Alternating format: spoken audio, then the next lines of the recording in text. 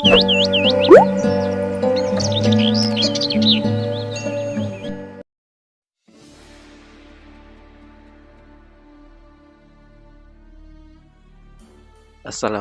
warahmatullahi wabarakatuh.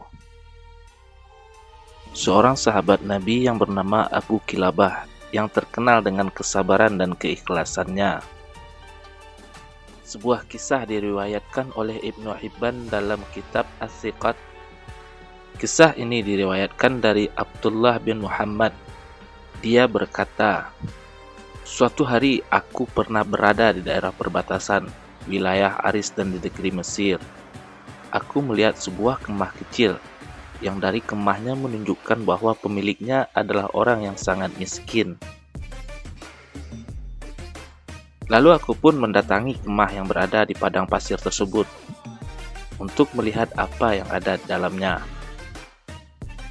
Kemudian aku melihat seorang laki-laki, namun bukan laki-laki biasa. Kondisi laki-laki ini sedang berbaring dengan tangan dan kakinya yang sudah tidak ada.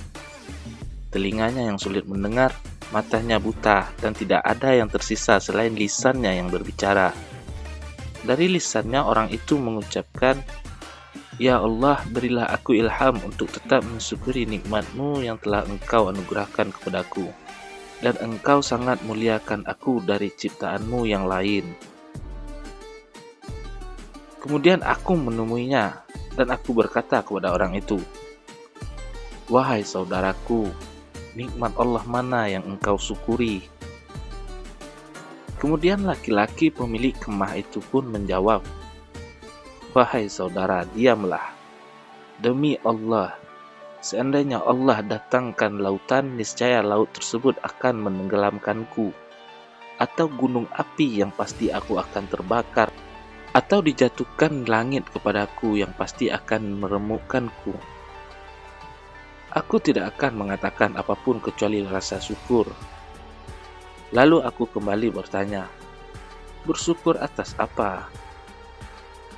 Laki-laki pemilik kemah itu pun menjawab lagi, "Tidakkah engkau melihat Dia telah menganugerahkan aku lisan yang senantiasa berzikir dan bersyukur? Di samping itu, aku juga memiliki anak yang waktu sholat dia langsung sholat dan menuntunku ke masjid. Dan dia pula lah yang menyuapiku. Tapi Abdullah bahkan tidak melihat satu orang pun di dalam tenda itu." Lalu pemilik tenda itu menjelaskan lebih lanjut, "Tapi sudah 3 hari aku tidak mendengarnya. Aku kehilangan anakku. Wahai musafir, bisakah kau menemukannya?" ucap pemilik tenda. "Namun sejak 3 hari ini dia tidak pulang kemari. Bisakah engkau tolong carikan dia?" Aku pun menyanggupi dan pergi untuk mencari anaknya. Setelah beberapa saat mencari, aku mendapati jenazah yang sedang dikelilingi oleh singa. Ternyata anaknya laki-laki itu sudah dimakan oleh singa.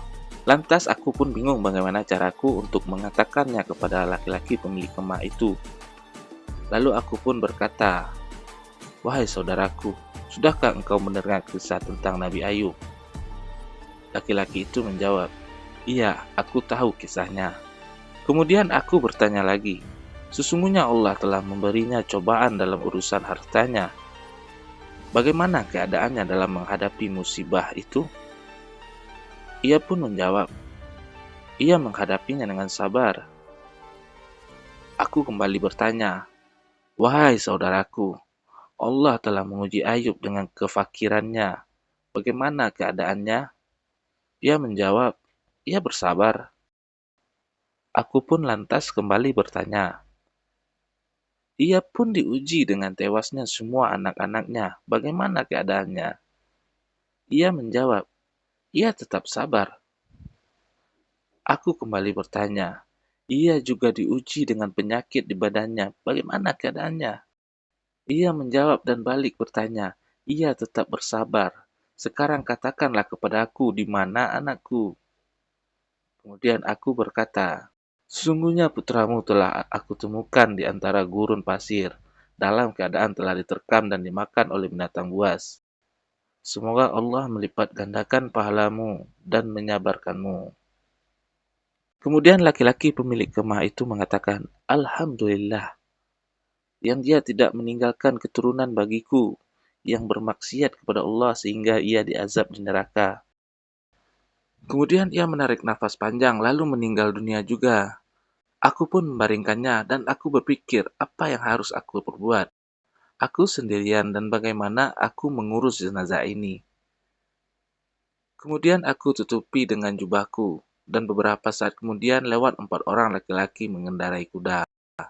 Mereka berkata, "Wahai saudara, apa yang terjadi padamu?" Kemudian aku pun menceritakan kepada mereka apa yang telah aku alami dan aku meminta bantuan kepada mereka untuk mengurus jenazah laki-laki ini. Mereka bertanya, "Siapa dia?" Lalu aku menjawab, "Aku tidak mengenalnya. Dia dalam keadaan sakit dan memprihatinkan."